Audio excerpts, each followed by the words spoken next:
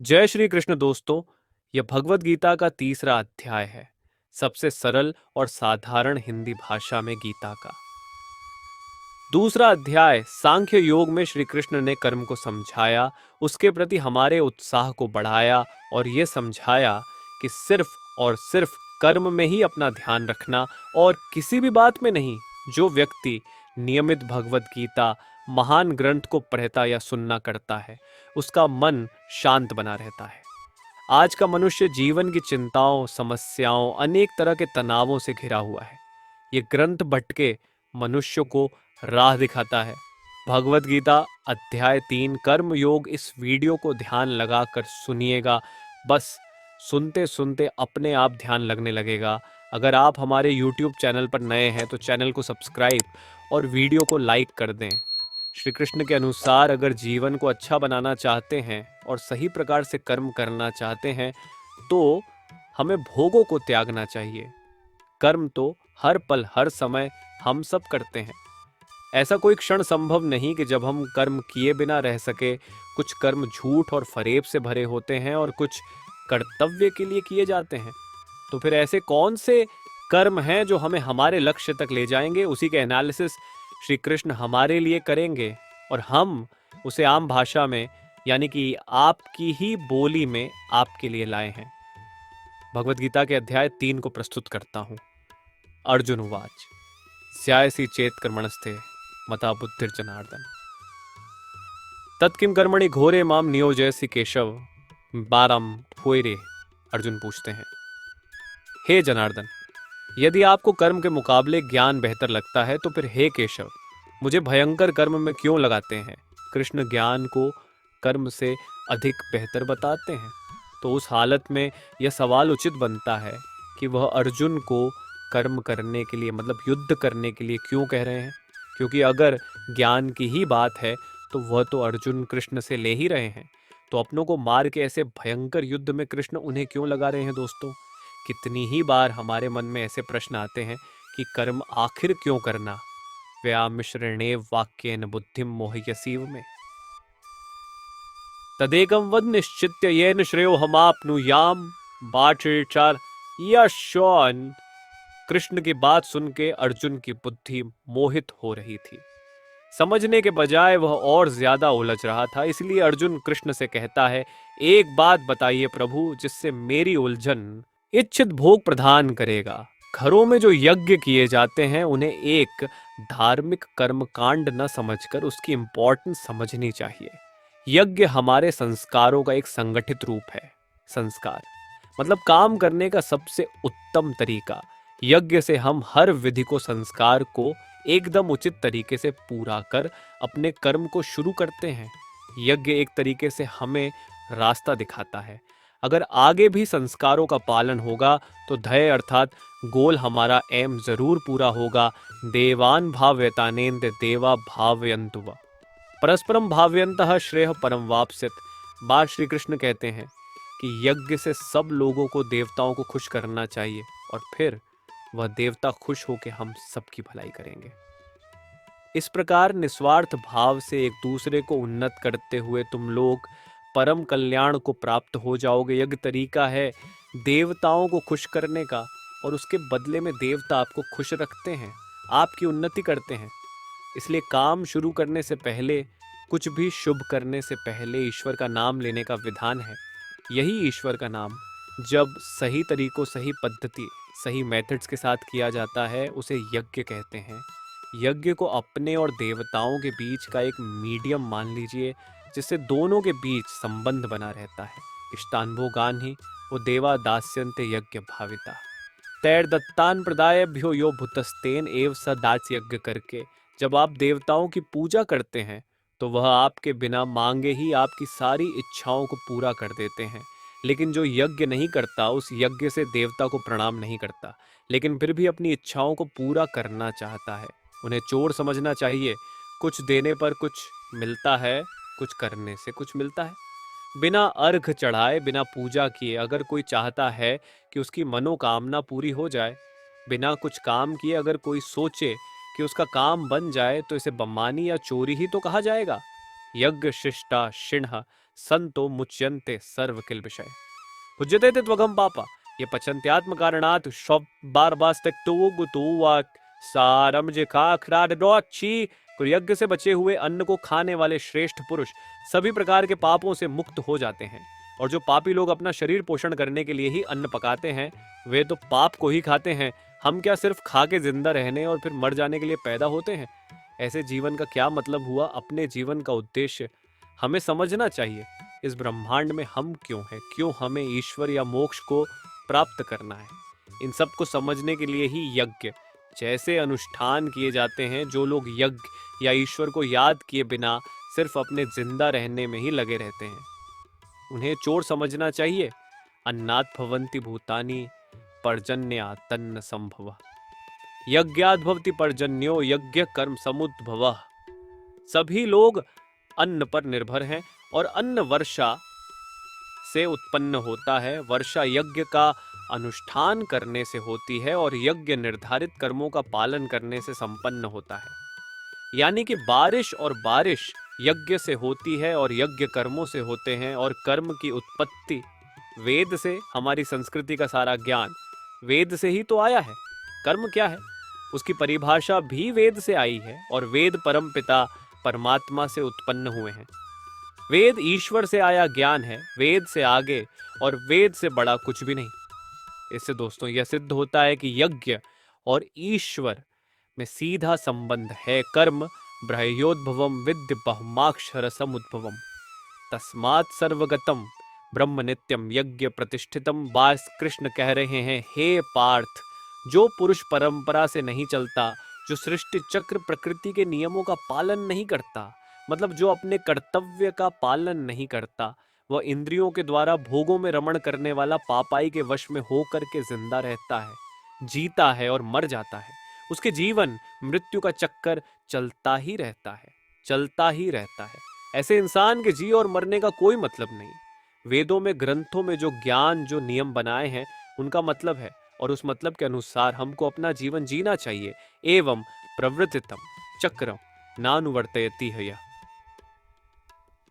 अघायुरिंद्रिया रामो मोघम पार्थ सजीवति जाल। हे पार्थ, जो मनुष्य वेदों द्वारा स्थापित यज्ञ कर्म के चक्र का पालन करने के अपने दायित्व का निर्वहन नहीं करते, वे पाप अर्जित करते हैं। वे केवल अपनी इंद्रियों की तृप्ति के लिए जीवित रहते हैं।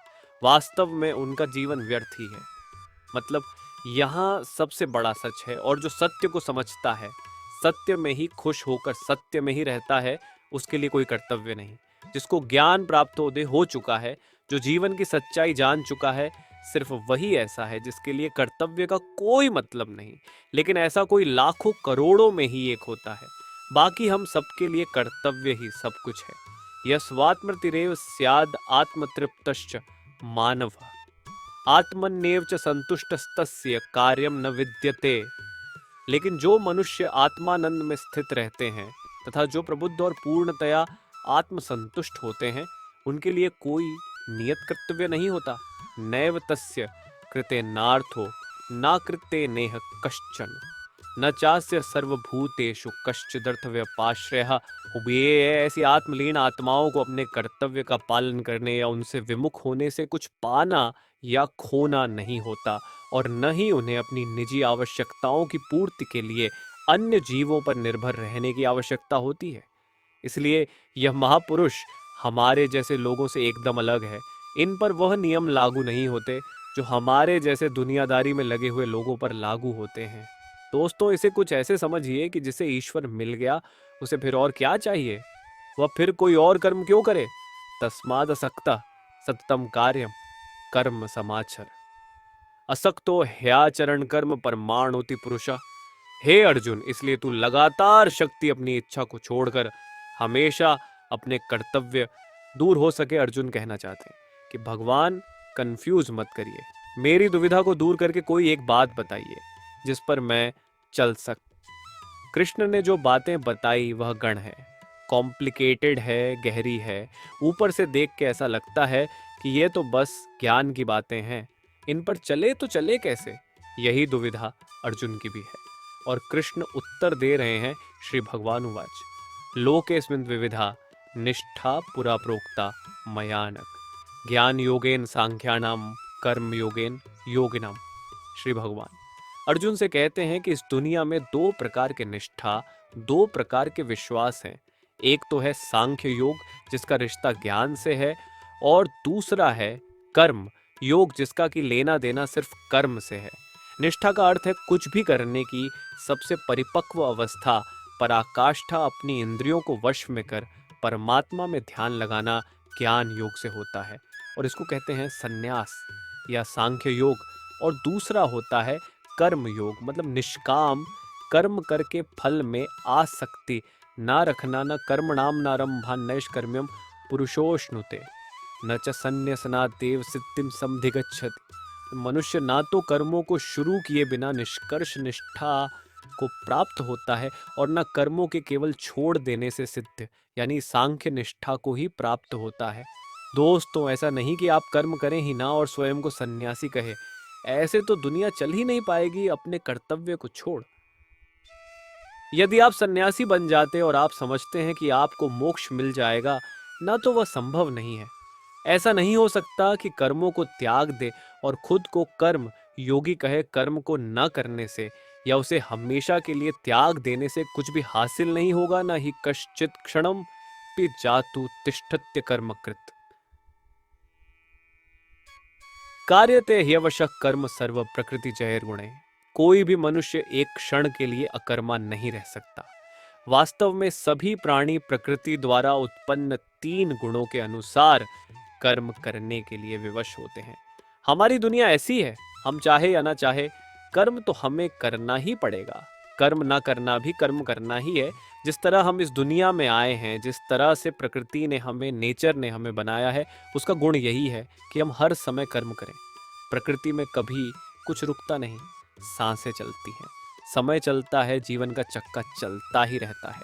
जब तक जीवन रहेगा तो कर्म भी रहेगा। इसीलिए यह आवश्यक है कि कर्म को समझा जाए। कर्मेंद्रियाणि संयम्य यलास्ते मनसा स्मरण इंद्रियान विमूढ़ आत्मा मिथ्याचार स उच्यते बलौसौच सीबन मुवसौबुटेनी। जो सिर्फ दिखावे के लिए अपनी इंद्रियों को जबरदस्ती ऊपर से रोककर लेकिन अंदर मन से हमेशा उन्हीं के बारे में सोचता है, वह मिथ्याचारी अर्थात दंभी कहा जाता है। मतलब झूठा और घमंडी। खाना खाने से तो मना कर दिया, लेकिन हमेशा खाने और उसके स्वाद के बारे में ही सोचता रहे, तो ये कैसा उपवास हुआ? इसे व्रत नहीं माना जाएगा। कितने ही साधु सन्यासी आपको मिलेंगे जो कहते हैं कि उन्होंने दुनिया को त्याग दिया है, कर्म को त्याग दिया है, लेकिन अगर उनके मन में इस दुनिया के लिए अभी भी लालसा है, इच्छा है, तो कृष्ण उन्हें झूठा और पाखंडी बताते हैं। यस्त्विंद्रियाणि मनसा नियम्यार्भते अर्जुन कर्मेंद्रिय है कर्मयोग सकता स विशिष्यते आसि। हे अर्जुन, जो पुरुष सच्चे मन से इंद्रियों को कंट्रोल में कर उनसे बिना लगाव लगाए काम करता है, वही कर्म योग का पालन करता है, वही श्रेष्ठ है। कृष्ण एक तरह से चेतावनी दे रहे बके कि इंद्रियों को वश में तो करना ही है, परंतु साथ ही साथ मन का उन इंद्रियों से किसी भी विषय से लगाव नहीं होना चाहिए, उसे ही कर्म योग माना जाएगा। जब इंद्रियां वश में होती हैं तो आप कुछ भी करने में संभव होते हैं। किसी भी तरह की कोई बाधा, डिस्टरबेंस आपको आपके काम से रोक नहीं सकती। और अगर आप इंद्रियों के वश में हैं तो चाहे वह स्वादिष्ट खाने की महक ही क्यों ना हो, कोई रूप सी नारी ही क्यों ना हो, आसपास का शोर ही क्यों ना हो, छोटी या बड़ी, हर बाधा आपको आपका काम करने से रोकेगी। नियतम कुरु कर्म त्वम कर्म ज्यायो ह्यकर्मण शरीर यात्रा पिचते न प्रसिद्ध येद कर्मण।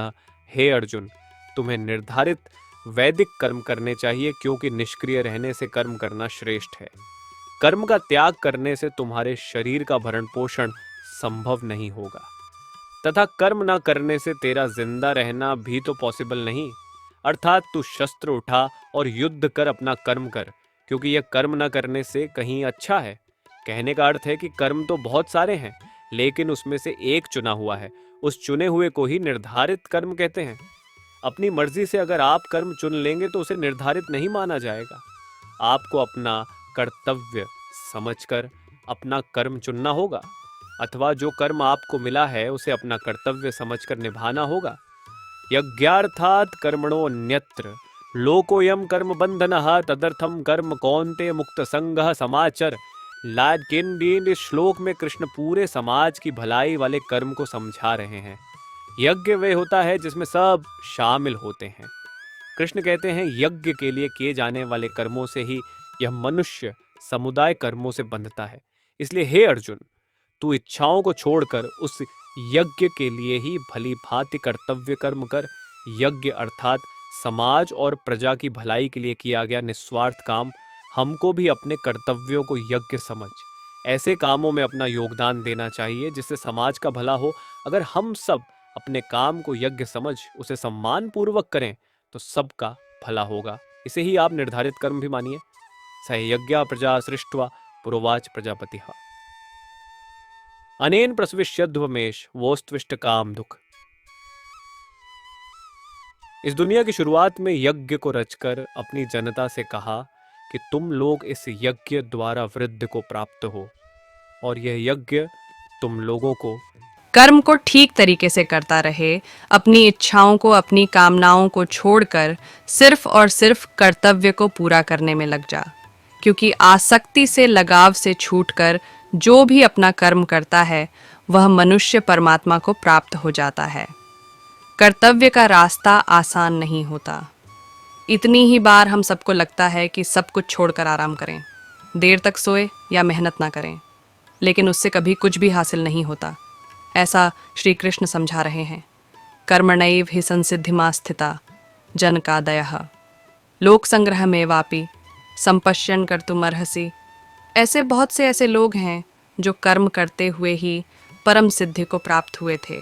बहुत से ज्ञानी महापुरुष तो ऐसे होते हैं जो आत्मा की सच्चाई को पहचान जाते हैं, लेकिन बाकी लोगों के लिए सिर्फ कर्म ही एक रास्ता है। अगर उन्हें जीवन में कुछ करना है तो अगर आप चाहते हैं कि आपके जीवन का कोई मतलब हो, जन्म लेना, जिंदा रहना और फिर मर जाना, इस बेकार जीवन से बचकर अगर आप कुछ करना चाहते हैं तो आसक्ति यानी अटैचमेंट से बचते हुए आपको अपना कर्म करना चाहिए और अपने कर्तव्य को पूरा करना चाहिए। यद्यदाचरति श्रेष्ठस्तत्त देवेत्रो जना स यत् प्रमाणम कुरुते लोकस्तदनुवर्तते। आई महापुरुष जो भी कर्म करते हैं, सामान्य जन उनका पालन करते हैं। वे जो भी आदर्श स्थापित करते हैं, सारा संसार उनका अनुसरण करता है। इसलिए आपको यह फैसला करना है कि आप आगे चलने वाले हैं या पीछे। कृष्ण कहते हैं कि श्रेष्ठ पुरुष जो जो आचरण करता है, अन्य पुरुष भी वैसा वैसा ही आचरण करते हैं। वह जो कुछ प्रमाण कर देता है, समस्त मनुष्य समुदाय उसी के अनुसार बरतने लग जाता है। कहने का अर्थ है, जो हमारे आदर्श होते हैं हम उन्हीं को फॉलो करते हैं। किसी भी फील्ड को ले लीजिए, कुछ ऐसे लोग होते हैं जो उस फील्ड में सर्वश्रेष्ठ होते हैं और पूरी दुनिया उन्हीं के जैसा करने की कोशिश करती रहती है। लीडर एक होता है और फॉलोअर्स अनगिनत। तो दोस्तों, आप क्या बनना चाहते हैं, आगे या पीछे? यानी कि आप आगे चलना चाहते हैं या सबके पीछे? न मे पार्थास्ति कर्तव्यम त्रिषु लोकेषु किंचन नानवाप्तम वाप्तव्यम वर्त एव च कर्मणि।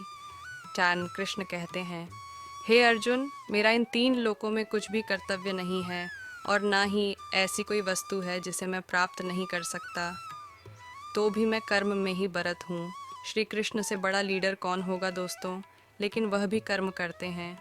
वो भी कर्म करते हुए अपने कर्तव्य का निर्वाह करते हैं। कृष्ण ने महाभारत में भाग लेने से मना नहीं किया। उनकी नारायणी सेना कौरवों के साथ थी, लेकिन वह खुद अर्जुन के साथ, वह अर्जुन के सारथी बने। जब कृष्ण अपना कर्म करके अपने कर्तव्यों को पूरा कर रहे हैं, तो हम कौन होते हैं, हम क्या हैं, फिर हम क्यों ना करें? यदि ह्यहम न वर्तेयम जातु कर्मण्यतन्द्रितः मम वाणुवर्तन्ते मनुष्याः पार्थ सर्वशः। कृष्ण कहते हैं, हे पार्थ, अगर मैं कर्मों को करने में सावधानी ना बरत तो बड़ा अनर्थ हो जाएगा। हर कोई श्री कृष्ण को फॉलो करता है। अगर आपका लीडर ही कुछ नहीं करेगा, अगर भगवान ही कुछ नहीं करेंगे, तो मनुष्य तो सब कुछ करना छोड़ देंगे। जो सबसे बड़ा होता है, लीडर होता है, सर्वश्रेष्ठ होता है, सब उसके पीछे चलते हैं। अब अगर कृष्ण ये सोचते कि मैं तो भगवान हूँ और मैं कर्म नहीं करूँगा, तो उन्हें किसी और को ज्ञान देने का क्या अधिकार रह जाता? ईश्वर होते हुए भी उन्होंने अपने हर कर्तव्य का पालन किया, कर्म से कभी पीछे नहीं हटे। उनके पग चिन्हों पर ही अब हमें चलना है और कोशिश करनी है सर्वश्रेष्ठ बनने की। उत्सीदेयुरिमे लोका न कुर्यां कर्म छेदहम संकरस्य च कर्ता स्यामुपहन्यामिमा प्रजा। कृष्ण बता रहे हैं, यदि मैं कर्म न करूं तो यह सब मनुष्य नष्ट भ्रष्ट हो जाए और मैं शक्ता का करने वाला होऊंगा तथा मेरी वजह से सारी प्रजा नष्ट हो जाएगी। अगर कृष्ण कर्म नहीं करेंगे तो दोस्तों दुनिया खत्म हो जाएगी, मनुष्य नष्ट हो जाएंगे। सोचिए, यह दुनिया उन्हीं की तो लीला है, माया है, खेल है, और जिसने खेल को रचा है अगर वही अपना कर्म नहीं करेगा तो दुनिया में क्या बचेगा। चाहे वह ईश्वर हो या साधारण इंसान, नियम तो सब पर लागू होते हैं। अगर कर्म का नियम है तो वह कृष्ण को भी करना पड़ेगा और हमें और आपको भी। सक्ता कर्मण्य विद्वांसो यथा कुर्वन्ति भारत, कुर्याद विद्वांस तथा सक्तश्च कीर शुर्ल ओक संग्रहम। हे भरतवंशी, जैसे अज्ञानी लोग फल की आसक्ति की कामना से कर्म करते हैं, उसी प्रकार बुद्धिमान मनुष्यों को लोगों को उचित मार्ग की ओर चलने के लिए प्रेरित करने हेतु अनासक्त रहकर कर्म करना चाहिए। क्या यज्ञ करने से हम ज्ञानी हो जाते हैं? कर्म को सही विधि करने से क्या हम ज्ञानी हो जाते हैं? नहीं, कर्म करना है लेकिन उससे आसक्ति, अटैचमेंट नहीं रखनी, और ऐसा करना आसान नहीं। अगर कोई ऐसा ज्ञानी है जिसका के कर्मों से कोई लेना देना नहीं, जैसे कि साधु सन्यासी जिनकी कर्म में आसक्ति नहीं, तो ऐसे लोगों को समाज सेवा में लग जाना चाहिए। यह उनके लिए कहा गया है जिन्हें लगता है कि दुनिया छोड़ सन्यासी बनने से उन्हें भगवान या सत्य की प्राप्ति हो जाएगी। न बुद्धि भेदम जनेद ज्ञानाम कर्म संगिनाम जोशयेत सर्व कर्माणि विद्वान युक्तः समाचरण ज्ञानवान। मनुष्यों को चाहिए कि वे अज्ञानी लोगों को, जिनकी आसक्ति इस काम कर्म करने में रहती है, उन्हें कर्म करने से रोककर उनकी बुद्धि में मतभेद उत्पन्न न करें, अपितु स्वयं ज्ञान युक्त होकर अपने कार्य करते हुए उन अज्ञानी लोगों को भी अपने नियत कर्म करने के लिए प्रेरित करना चाहिए। ऐसा उदाहरण सामने रखें जिससे हर कोई अपना कर्म, अपना कर्तव्य करने के लिए प्रेरित हो। दोस्तों, साधु को देख, अगर सब अपना परिवार छोड़कर दुनिया छोड़ने लगे तो दुनिया चल नहीं पाएगी। प्रकृते क्रियमाणानि गुणैः कर्माणि सर्वशः अहंकार विमूढ़ आत्मा कर्ता हमिति मन्यते। हर इंसान की एक प्रकृति होती है, एक नेचर होता है। अपनी उस प्रकृति के अनुसार ही वह कर्म करता है। हर कर्म उस प्रकृति के गुण के हिसाब से ही होता है। जिसके अंदर घमंड भरा होता है, वह ये सोचता है कि मैं करता हूँ, मतलब कि करने वाला वह है। ऐसा सोचने वाले को अज्ञानी कहा गया है। आप जो भी काम करते हैं, उस काम को करवाने वाली आपकी प्रकृति है, उस प्रकृति के गुण हैं। कितनी ही बार ऐसा होता होगा कि गुस्से में आप कुछ ऐसा कर जाते जो आप नहीं करना चाहते थे, वह आपका क्रोध आपसे करवा देता है। सोचिए और समझने की कोशिश करिए कि आपकी प्रकृति क्या है। तत्ववित्तु महाबाहो गुण कर्म विभाग्यो गुणागुणेषु वर्तन्ते मत्वा न सज्जते। माना यहाँ पर कृष्ण ने बहुत ही ज्यादा गहरी बात कही है। सात्विक, राजसिक और तामसिक तीन तरह की प्रवृत्तियां होती हैं। फिर उनके गुण विभाग और कर्म विभाग होते हैं। इस तरह से समझ लीजिए कि अलग अलग नेचर के एट्रिब्यूट करते हैं। जैसे अगर तामसिक गुण रहेगा तो आप आलस्य या नींद या इसी तरह के बुरे कर्म करेंगे। राजसी गुण वाला बात पर शौर्य बहादुरी दिखाने की कोशिश करेगा। जो ज्ञानी होते हैं वह जानते हैं कि यही गुण उनसे कर्म करवा रहे हैं, और जो ज्ञानी नहीं होते, हम जैसे ज्यादातर लोग, वह समझते हैं सब कुछ वही कर रहे हैं। प्रकृतेर गुण सम्मूढ़ा सज्जन्ते गुण कर्मसो तान कृत्स्न विदो मंदान कृत्स्न विन्न विचालयेत। वे मनुष्य जो प्रकृति के गुणों के प्रभाव से मोहित होकर फल प्राप्ति की कामना के साथ अपने कर्म करते हैं, लेकिन बुद्धिमान पुरुष जो इस परम सत्य को जानते हैं, उन्हें ऐसे अज्ञानी लोगों को विचलित नहीं करना चाहिए जिनका ज्ञान अल्प होता है। इसीलिए वह इन कर्मों को करने वाला खुद को कभी नहीं मानते, बस काम करते हैं और बाकी सब कुछ ईश्वर को सौंप देते हैं। दोस्तों, हमें भी बस कर्म करके बाकी सब कुछ उस पर छोड़ देना चाहिए। मयि सर्वाणि कर्माणि सन्न्यस्याध्यात्म चेतसा निराशीर निर्ममो भूत्वा युद्धस्व विगतज्वर। अबोचिन कृष्ण अर्जुन से कहते हैं कि तू मुझ अंतर्यामी परमात्मा में अपने सारे कर्मों को अर्पण कर दे। आशा को छोड़, ममता को छोड़ और दुख को दूर करके युद्ध कर। दोस्तों, अपने सारे कर्म हमें भगवान को सौंप देने चाहिए। कोई आशा नहीं, ममता नहीं और कोई दुख नहीं, कुछ भी भाव नहीं होना चाहिए। तू जा बस युद्ध कर। इसी को आप फार्मूला मान लीजिए सफलता का। जी हाँ, सफलता का, कुछ भी करने का, आगे बढ़ने का, आशा ममता दुख सब कुछ भूल के बस काम में लग जाइए और उन्नति करते जाइए। ये में मतमिदम नित्यमनुतिष्ठन्ति मानवा श्रद्धावंतोन सुयंतो मुच्यन्ते तेपि कर्मभिः। जीवन का मकसद है मोक्ष प्राप्त करना, जीने मरने के चक्कर से बचना। निष्काम कर्म का अगला कदम वही होता है। इसी के बारे में कृष्ण कहते हैं कि जो कोई मनुष्य दोष दृष्टि से रहित और श्रद्धा युक्त होकर मेरे इस मत का सदा अनुसरण करेगा, वह सारे कर्मों से छूट जाएगा। जो भी कोई सुख दुख और मोह को छोड़कर बस अपने कर्म को सिर्फ मुझे अर्पण करता है और कर्म को सच्चे मन से करता है, वह कर्म के सारे बंधन से छूट जाता है। और कर्म के बंधन से छूटने का अर्थ है जन्म मृत्यु के चक्कर से बचना। ये त्वेतद्य सूयंतो नानुतिष्ठन्ति में मतम सर्व ज्ञान विमूढ़ान स्थान विद्धि नष्टान चेतसा दीपा। कृष्ण कहते हैं कि कई लोग घमंड करके खुद को बहुत बड़ा समझते हैं। उन्हें लगता है कि वही करते हैं, सब कुछ वही करते हैं। उन्हें नहीं लगता कि उन्हें अपना कर्म श्री कृष्ण को, ईश्वर को अर्पण करना चाहिए। ऐसे लोग अपने झूठे ज्ञान में ही मस्त रहते हैं। कृष्ण उन्हें मूर्ख बताते हुए उनसे दूर रहने की सलाह दे रहे हैं। आपको अपने चारों तरफ कई सारे घमंडी दिख जाएंगे दोस्तों, जिन्हें लगता है कि वह कुछ गलत नहीं कर रहे। अपने धन और अपने ज्ञान के अहंकार में किसी की बात तक सुनने को तैयार नहीं होते। मैं आपसे यह कहूँगा कि ऐसे लोगों को मूर्ख समझकर आप उनसे दूर ही रहे। सदृशम चेष्टते स्वस्याः प्रकृतेर ज्ञानवाणप्पि प्रकृतियों यान्ति भूतानि निग्रह किं करिष्यति। और सारे सभी प्राणी प्रकृति को प्राप्त होते हैं, अर्थात अपने स्वभाव से मजबूर होकर कर्म करते हैं। ज्ञानवान भी अपनी प्रकृति के अनुसार कोशिश करता है, फिर इसमें किसी का हट क्या करेगा। कृष्ण ये समझ रहे हैं कि हर प्राणी का अपना एक स्वभाव होता है, नेचर होता है, एटीट्यूड होता है। सब उसी के चलते काम करते हैं। जो ज्ञानी हैं सब कुछ जानते हैं, उनसे भी उनका काम उनकी प्रवृत्ति ही करवाती है। इसमें किसी की हट जिद कुछ भी नहीं कर पाएगी। अगर आप कोशिश करेंगे कि किसी से उसके नेचर के अगेंस्ट काम करवा ले, तो आप अपना सिर्फ टाइम वेस्ट कर रहे हैं। इंद्रियस्येन्द्रियस्यार्थे राग द्वेषो व्यवस्थितो त्योर्न वशमागच्छेत्तो यस्य परिपंथिनो बिटोमी। न इंद्रियों में ही प्यार और इंद्रियों में ही क्रोध या द्वेष छुपा है। मनुष्य को उन दोनों के वश में नहीं होना चाहिए, क्योंकि वे दोनों ही इसके कल्याण में विघ्न करने वाले महान शत्रु हैं। अर्थात इंद्रियों में ही हर तरह का भाव छुपा है।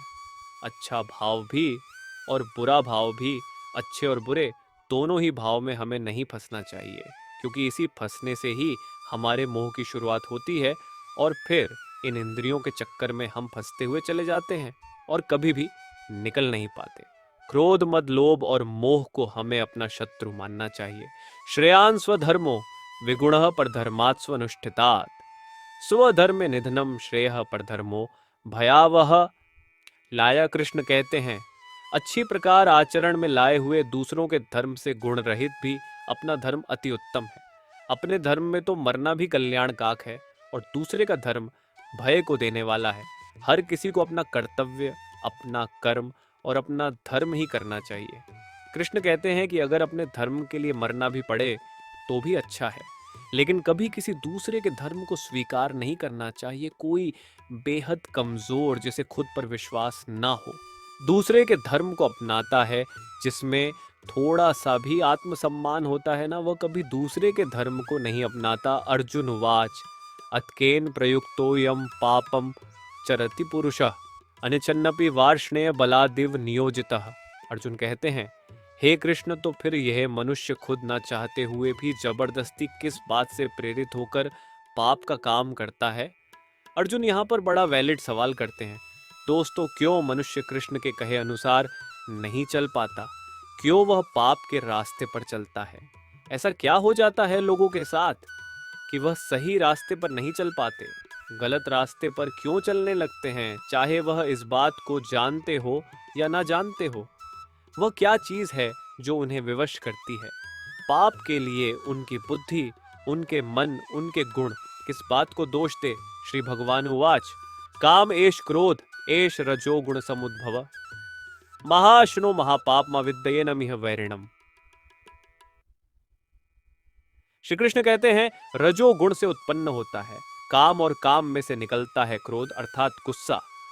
काम या क्रोध कभी रुकता नहीं, अर्जुन बस बढ़ता ही रहता है। इसको अपना सबसे बड़ा शत्रु मानना चाहिए दोस्तों। श्री कृष्ण बताते हैं कि आखिर पापी पाप किस कारण करता है? किसी के पाप करने की वजह क्या होती है? वजह है रजोगुण। इसी की वजह से काम, क्रोध या राग द्वेष जैसे भाव पैदा होते हैं जो कि पाप की वजह होते हैं। इन्हीं द्वेष को श्री कृष्ण शत्रु बताते हैं। इन भावों के मन में आते ही आपको समझ जाना चाहिए कि आप पर शत्रु हावी हो रहा है और आपको उसे रोकने की जरूरत है। धूमे नाव्यते वह निर्यथादर्शो मलेंच यथोल बिनावृतो गर्भस्तथा तेने दमावृतम। जैसे अग्नि धुएं से ढकी रहती है, दर्पण धूल से आवृत रहता है तथा भ्रूण गर्भाशय से अप्रकट रहता है, उसी प्रकार से कामनाओं के कारण मनुष्य के ज्ञान पर आवरण पड़ा रहता है। आवृतम ज्ञान में तेन ज्ञानिनो नित्य वैरिणा काम रूपेण कौन्ते दुष्पुरेणान लिंचा। हे अर्जुन, ये ऐसी आग है जो कभी बुझती ही नहीं। इस आग का मतलब है काम, और इसी से मनुष्य का ज्ञान ढका हुआ है। भोगों से कभी कोई तृप्त नहीं हुआ है। पैसा अगर कमाया है तो और कमाना है, खाना अगर खाया है तो और खाना है का कोई अंत नहीं होता, बल्कि यह भोग मनुष्य का अंत करके ही मानते हैं। जैसे आग को अगर ईंधन मिलता रहे तो वह कभी बुझती नहीं। इन भोगों को जब आप बढ़ाते हैं तो आप जलती हुई अग्नि में ईंधन ही डाल रहे हैं। काम, क्रोध, मद, लोभ और मोह को नियंत्रण में रखना ही इस आग को बुझाने का एक तरीका है। इंद्रियाणि मनोबुद्धिरस्याधिष्ठान मुच्यते एतैर्विमोहयत्येष ज्ञान मावृत्य देहिनम। कृष्ण अर्जुन को समझा रहे हैं कि इंद्रिया, मन और बुद्धि ये सब इसके घर कहे जाते हैं। ये काम इन मन, बुद्धि और इंद्रियों द्वारा ही ज्ञान को कवर करके जीवात्मा को मोहित करता है। काम, क्रोध जैसे विकार, कमियां इंद्रियों, मन और बुद्धि में रहते हैं। ये इनके घर हैं जहां इनका निवास होता है। घर में रहकर ये कमियां घर के मालिक को मोहित कर उसे ही खत्म करने की कोशिश करती है। कुछ अच्छा देख मन में लालच आता है, काम पूरा ना होने पर क्रोध आता है। इसी तरह से ये कमियां हमारे दिल दिमाग पर कब्जा करना शुरू करती हैं और हम हमेशा इनके वश में रहते हैं। तस्मात्त्वमिन्द्रियाण्यादो नियम्य भर्तर्षभ पापमानम प्रजहि ह्येनम ज्ञान विज्ञान नाशनम। हे अर्जुन, तू पहले इंद्रियों को संयमित कर इस ज्ञान और विज्ञान का नाश करने वाले महान पापी काम को कुछ भी करके बलपूर्वक मार दे। कृष्ण अर्जुन को सलाह देते हैं दोस्तों कि इससे पहले यह काम, क्रोध जैसे शत्रु तुझ पर कब्जा कर ले, तू अपनी इंद्रियों को वश में करके अपने काम, क्रोध को मार दे।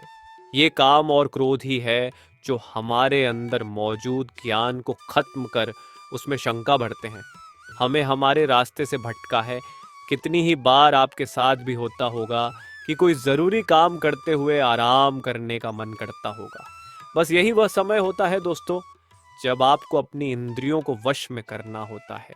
इंद्रियाणि पराण्यहुरिन्द्रियेभ्य परम मनः मन सस्तु परा बुद्धिर्यो बुद्ध्य प्रतस्तु। सव्यंबा इंद्रियों को स्थूल शरीर से बेहतर बलवान और सूक्ष्म यानी कि सटल कहते हैं।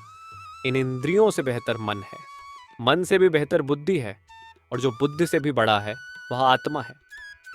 कृष्ण कहते हैं कि हमारे शरीर से श्रेष्ठ हमारी इंद्रियां हैं। सही बात है, किसी भी शरीर को उसकी इंद्रियां पल भर में वश कर लेती हैं, लेकिन इंद्रियों से बड़ा मन है। आप अपने मन से इंद्रियों को कंट्रोल कर सकते हैं। और मन से बड़ी बुद्धि है। गहरी बात। दोस्तों, इस बात को ध्यान में रखिएगा। तो अभी तक सबसे बड़ी हुई बुद्धि और बुद्धि से बड़ी है आत्मा, और इसी आत्मा को समझने का यह सारा खेल है। एवं बुद्ध परम बुद्ध्वा संस्तभ्यात्मा नमात्मना। जय शत्रु महाबाहो काम रूपम दुरासदम। कृष्ण अपनी बात को समझाते हुए कह रहे हैं कि हे अर्जुन, इस प्रकार बुद्धि से बेहतर अर्थात सूक्ष्म बलवान और अत्यंत श्रेष्ठ आत्मा को मान, बुद्धि से अपने मन को वश में कर। और हे महाबाहो, तू इस काम रूप दुर्जय शत्रु यानी कि इनविंसिबल एनिमी को मार डाल। बुद्धि से मन को वश में करना है। अगर मन वश हो गया तो आप इंद्रियों को भी वश में कर लेंगे। जब मन और इंद्रिया बार आपके वश में हैं तो फिर उसका अगला कदम होगा आत्मा के पास पहुंचना। आत्मा परमात्मा का ही एक रूप है और आपकी बुद्धि आपको आपकी आत्मा के करीब पहुंचा सकती है। यदि आपका कोई भाई बंधु जीवन की चिंताओं, समस्याओं, अनेक तरह के तनावों से घिरा हुआ है, ये वीडियो उसे ज़रूर शेयर करें। आपको हमारा यह वीडियो कैसी लगी हमें कमेंट करके ज़रूर बताएं। साथ ही वीडियो को लाइक और चैनल को सब्सक्राइब कर लें। अपना प्यार और सपोर्ट हमेशा बनाए रखें। जय श्री कृष्ण।